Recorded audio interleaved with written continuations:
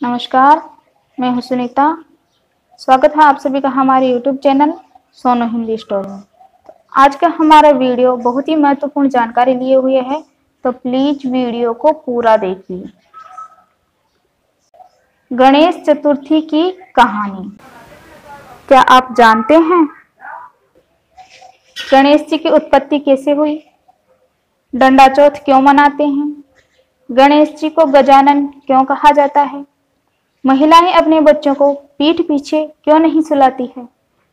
चौथ व्रत के दिन महिलाएं चंद्रमा को अर्घ्य क्यों देती है? इन सभी प्रश्नों के जवाब आपको इस वीडियो में मिलेंगे, तो इसको पूरा जरूर देखिए। सूर्य देव के पुत्र शनिदेव थे। शनिदेव की पत्नी का नाम मृत्यु था। किसी कारणवश उनकी पत्नी मृत्यु ने शनिदेव को श्राप दे दिया कि आपकी दृष्टि जिस पर भी पड़ेगी उसकी मृत्यु हो जाएगी। इधर कैलाश पर्वत पर माता पार्वती शंकर भगवान के साथ विराजमान थी। माता पार्वती बहुत प्रसन्न थी क्योंकि उनके यहाँ संतानोत्पत्ति होने वाली थी। कुछ समय पश्चात माता पार्वती के पुत्र ने जन्म लिया, जिसका नाम श्री गणेश रखा गया। गणेश जी अति सुंदर थे। जब सभी देवताओं को पता चला कि माता पार्वती के पुत्र का जन्म हुआ है, तो वे सभी श्री गणेश जी के दर्शन हेतु कैलाश पर पधारे और श्री गणेश जी के दर्शन करके अपने यथास्थान पहुंचे। जब शनिदेव को इस बात का पता चला कि माता पार्वती के यहाँ पुत्र ने जन्म लिया है, तो वे भी दर्शन करने की इच्छा से माता पार्वती के पास पहुंचे। माता पार्वती को शनिदेव को मिले श्राप का पता था, तो माता पार्वती ने शनिदेव को अंधा कर दिया और कहा कि यदि तुम मेरे पुत्र के दर्शन करोगे तो तुम्हारी दृष्टि मेरे पुत्र पर पड़ते ही उसकी मृत्यु हो जाएगी, इसलिए मैंने तुम्हें अंधा बना दिया। शनिदेव ने कहा कि हे माता, मुझे मेरी आंखें पुनः दे दो। मैं आपके पुत्र पर संपूर्ण दृष्टि नहीं डालूंगा, केवल क्षण भर के लिए तिरछी नजर से ही देखूंगा, जिससे आपके पुत्र की मृत्यु नहीं होगी, केवल कष्ट जरूर होगा। तब माता पार्वती ने शनिदेव को पहले की तरह नेत्र दे दिए।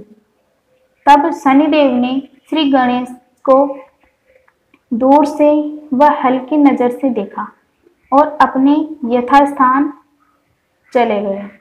एक दिन माता पार्वती स्नान करने चली गई और अपने पुत्र से कहा कि पुत्र गणेश, मैं स्नान करने जा रही हूँ, तुम यहीं बाहर खड़े रहना, किसी को अंदर मत आने देना।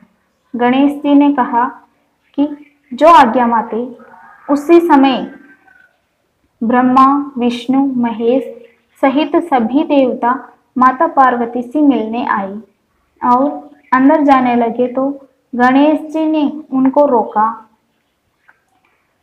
और कहा कि माता की आज्ञा है कि मैं किसी को अंदर नहीं आने दूं, इसलिए कृपा कर आप बाहर ही रुकें। सभी देवता नहीं माने और अंदर जाने लगे, तो गणेश जी ने कहा कि मैं आपको अंदर नहीं जाने दूंगा, इसके लिए मुझे चाहे युद्ध ही क्यों न करना पड़े। इतना कहते ही शिवजी महाराज को क्रोध आ गया तथा सभी देवता गणेश जी से युद्ध करने लगे। गणेश जी ने सभी देवताओं पर डंडे से प्रहार किया और देवताओं को परास्त कर दिया। उस दिन चतुर्थी तिथि थी, इसलिए चतुर्थी तिथि को डंडा चौथ के नाम से भी जाना जाता है। जब सभी देवता गणेश जी से परास्त हो गए, तो शंकर भगवान को क्रोध आ गया तथा अपने त्रिशूल से गणेश जी का मस्तक काट दिया। गणेश जी का सुंदर मस्तक जब धरती पर गिरने लगा, तो विष्णु भगवान ने सोचा कि गणेश जी का मस्तक यदि धरती पर गिर गया तो अनर्थ हो जाएगा। इसलिए विष्णु भगवान ने चंद्रदेव से कहा कि चंद्रदेव, आप गणेश जी के मस्तक को लेकर चंद्रलोक ले जाओ और अमृत पान कराओ। तब चंद्रमा ने गणेश जी के मस्तक को लेकर चंद्रलोक चले गए तथा अमृत का सेवन कराया, क्योंकि जब समुद्र का मंथन हुआ था तब अमृत प्राप्त हुआ था और उस अमृत का देवताओं को पान कराया गया था और बचा हुआ अमृत चंद्रमा के पास सुरक्षित रखा हुआ था। इधर माता पार्वती स्नान करके बाहर आई तो यह दृश्य देखकर विलाप करने लगी। फिर क्रोधित हुई और देवताओं को श्राप देने को तत्पर हुई। तब सभी देवताओं ने मिलकर माता पार्वती से प्रार्थना की कि हे माता, हम सब देवता आपके पुत्र को पुनर्जीवित करने का वचन देते हैं। तब भगवान शंकर ने अपने गणों को चारों दिशाओं में भेजे और कहा कि जहाँ पर भी कोई भी माँ अपने बच्चे की तरफ पीठ करके सोती हुई मिले तो उस बच्चे का मस्तक काट कर ले आना। अब सभी गण चारों दिशा में मस्तक ढूंढने चले गए, लेकिन उन गणों को कोई भी महिला ऐसी नहीं मिली जो अपने बच्चे की तरफ पीठ करके सो रही हो, क्योंकि सभी माताएं अपने बच्चे को हृदय से लगाकर सोती है। अब गणों ने विचार किया कि क्या करें, मस्तक कहाँ से लाएं। कोई भी महिला ऐसी नहीं मिली जो अपने बच्चे की तरफ पीठ करके सो रही हो। यदि मस्तक नहीं लेकर जाएंगे तो भोलेनाथ हमें दंड देंगे। सभी गण अब आगे बढ़े तो उन्हें एक हथिनी मिली। उस हथिनी के छोटा बच्चा था।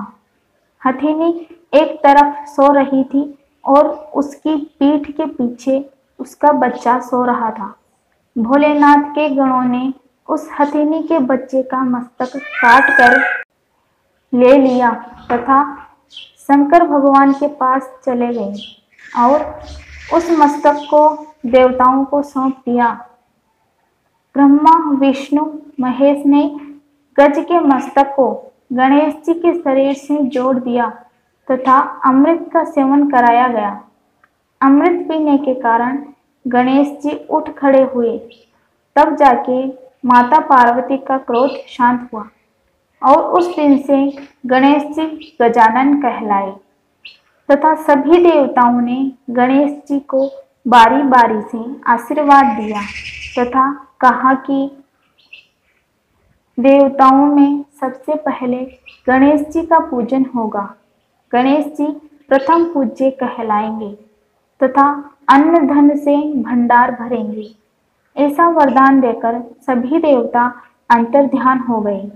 गणेश जी को यह कष्ट शनिदेव की दृष्टि पड़ने के कारण हुआ था और गणेश जी का जो पहले वाला मस्तक था वह चंद्रलोक में चंद्रमा के पास आज भी सुरक्षित रखा हुआ है। इस कारण महिलाएं चौथ व्रत के दिन चंद्रमा के उदय होने पर चंद्रमा व गणेश जी के मस्तक को अर्घ्य देती है। अतः जो भी मनुष्य गणेश चतुर्थी व चौथ व्रत के दिन चंद्रमा को व गणेश जी के मस्तक को अर्घ्य देता है तथा अर्घ्य देकर भोजन ग्रहण करता है, उसकी समस्त मनोकामना पूर्ण होती है। बोलिए गजानन गणेश जी की जय। अगर ये वीडियो आपको पसंद आए तो लाइक करें, शेयर करें, सब्सक्राइब करें और साथ में बेल आइकन को प्रेस करें ताकि आने वाली वीडियो का नोटिफिकेशन आपको मिलता रहे। मिलते हैं अगले वीडियो में, तब तक के लिए नमस्कार।